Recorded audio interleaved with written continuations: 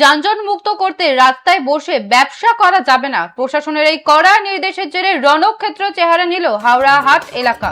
সোমবার সকালে ব্যবসায়ীরা রাস্তায় পসরা সাজাতে গেলে পুলিশ ও কেন্দ্রীয় বাহিনী তাদের বাধা দেয়। এর জেরে শুরু হয় তীব্র সংঘাত। উচ্ছেদের প্রতিবাদে শয়ে শয়ে ব্যবসায়ী দীর্ঘক্ষণ মূল রাস্তা আটকে বিক্ষোভ দেখান। পুলিশ পরিস্থিতি নিয়ন্ত্রণে আনার চেষ্টা করলেও আন্দোলনকারীরা সরতে অস্বীকার করেন। শেষ পর্যন্ত ভিড় ছত্রভঙ্গ করতে ও রাস্তা সচল করতে লাঠিচার্জ করে কেন্দ্রীয় বাহিনী।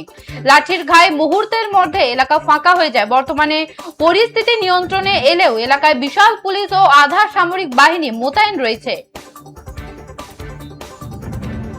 যেমনটা জানাচ্ছিলাম, রাস্তায় বসে ব্যবসা বন্ধের নির্দেশ পুলিশের, কেন্দ্রীয় বাহিনীর লাঠিচার্জে ধুন্ধুমার গোটা এলাকা।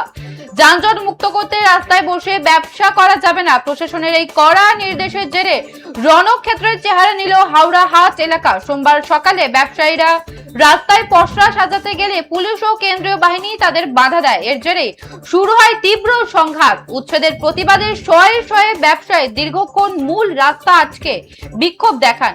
পুলিশ পরিস্থিতি নিয়ন্ত্রণে আনার চেষ্টা করলেও আন্দোলনকারীরা সরতে অস্বীকার করেন। শেষ পর্যন্ত ভিড় ছত্রভঙ্গ করতে ও রাস্তা সচল করতে লাঠিচার্জ করে কেন্দ্রীয় বাহিনী। লাঠির ঘায়ে মুহূর্তের মধ্যে এলাকা ফাঁকা হয়ে যায়। বর্তমানে পরিস্থিতি নিয়ন্ত্রণে এলেও এলাকায় বিশাল পুলিশ ও আধা সামরিক বাহিনী মোতায়েন রয়েছে।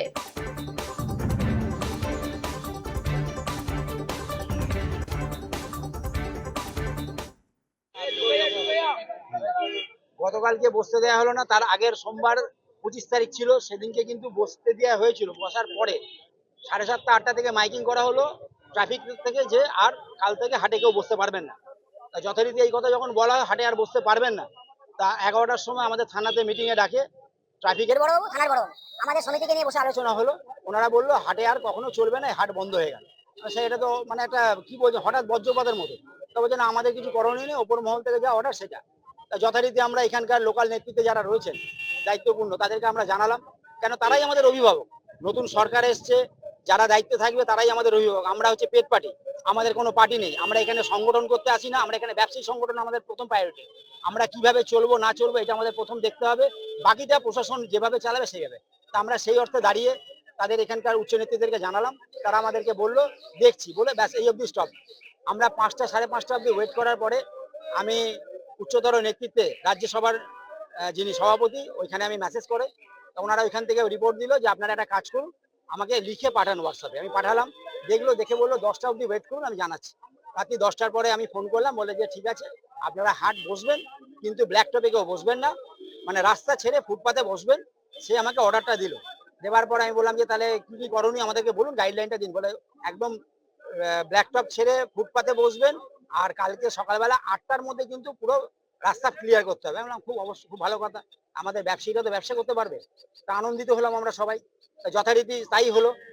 হবার পরে আমি আবার 11টার সময় ফোন করলাম রাজ্য নেতৃত্বের একজনকে। ফোন করাতে বললো যে ঠিক আছে আপনি একটা কাজ করুন, 12টার পরে ফোন করুন। আমি আবার ফোন করলাম, আমাকে সেই ঘুরিয়ে মেসেজটা দেওয়া হলো, না ঠিক আছে আপনারা এইভাবেই আপনাদের হাটটা চালাবেন।